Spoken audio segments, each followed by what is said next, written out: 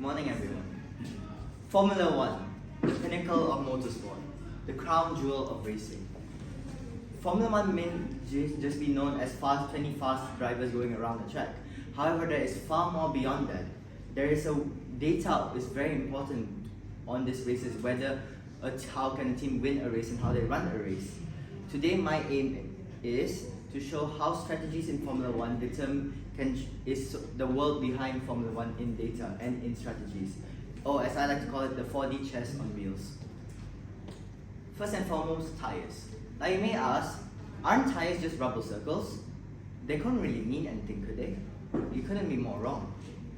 Okay, just to start, Formula One has 3 dry tires: soft, medium and hard. A soft tire is the type they use for qualifying. Why? Because it is thin and it lights up a lot. Because it is thin, it creates the most amount of speed within a car, hence creating the maximum performance within a car. However, they would not use this on race day. Why? It won't last. A race usually runs around 50 to 60 laps. A soft tire can only last a maximum of 10 laps at best, which is why they have the mediums and hards. Hards, for example, are actually pretty slow. They run around a second slower every lap compared to a soft. However, teams use this because it lasts a long time. It can last for around 40 laps in a race, which is so instead of having multiple pit stops with soft tires, they'll rather have a hard tire going long. Talking about pit stops, how about I go through my second topic, pit stops. Pit stops are also very important as they can determine if you can overtake a car, especially in tracks that are hard to overtake. In tighter tracks like Singapore, where overtaking is hard, pit stops are vital. For example, a pit stop average around 2 seconds in a Formula One race. Let's say if you are 2 seconds behind a driver doing a race from 3rd and 4th, if a driver in front of you were to have a slow stop, for example 5 seconds, that could, without any strategy forms, that driver will be ahead of its rival. But not only the pit stops can determine by time, it can also be determined when during the race. There are 2 types of pit stop strategies in Formula One: undercut and overcut. An undercut is when a driver pits before its rival does. Why do they do this? It's because so they have fresher tires compared to their rival when they pit stop. Since the tires are fresher, they'll be able to create more speed within the car. So they'll maximize as much performance as they can within those 2 laps or 1 before the driver in front of them pits. By doing this, they could gain maybe a few tenths within their car, which could be enough to overtake the car in front of them.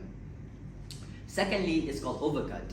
Overcut is usually in very long tracks that are easier to overtake, or in tracks that are actually practically impossible to overtake, like Monaco. For overcut is basically where the driver behind actually goes a lot longer than the driver in front. Why do they do this? Because by going a lot longer, when they try to keep their lap times competitive. By keeping their lap times competitive with the driver in front, when they do pit, they'll be close to the driver but have a big advantage within tires. So that means they'll be a lot faster and could have the advantage to pass them much easier. Okay, to my third topic, weather.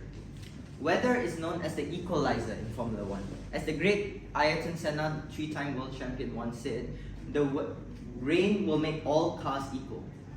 Why does this happen? It's because all cars don't run about the same when they are wet. So it's all about drivers' abilities. However, it's not only when it's drivers' abilities when it comes to red flags. For example, a red flag is when a race has to be stopped due to wet conditions. Which hence led to the example that I'm going to show. In the 2024 Brazilian Grand Prix, the reigning world champion Max Verstappen had to start 17th on the grid due to grid penalties. However, there was rain forecasted for the race. Red Bull had a smart idea where instead of pitting him when the rain got worse, they decided to keep him out. By keeping him out, and because they knew the track was too dangerous, when the organizers eventually called for a red flag, he could get a free pit stop, saving 20 seconds on his race time. This catapulted him from P17 to P2. So he had just one measly overtake to create the most dominant Formula One win of the entire season, winning by 19 seconds. And lastly, I would like to talk about how Formula One is still a team sport and team orders. Team orders can help drivers strategically help the other driver, especially if one driver is not competing in a world championship. A great example of this is Abu Dhabi 21. I am sorry, Mercedes fans. In Abu Dhabi 21, Lewis Hamilton had a much faster car, which disadvantaged Max Verstappen. However, Red Bull and Max Verstappen had a wildcard, Sergio Perez, his teammate. As Max and Lewis had already pitted, Max was 13 seconds behind Lewis. Lewis looked destined for the win.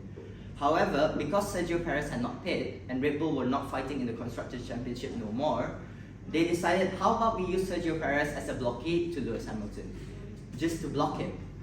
This worked perfectly into their favor, because of this blockage, they were able to decrease the gap from 13 seconds to a mere 2 seconds, making it easy for Max to overtake. Hence making him win the Abu Dhabi Grand Prix and eventually winning the World Championship on the final race itself. In conclusion, Formula One is more than just fast cars. There is tyres, pit stops, weather, teamwork that are crucial to a good race in Formula One.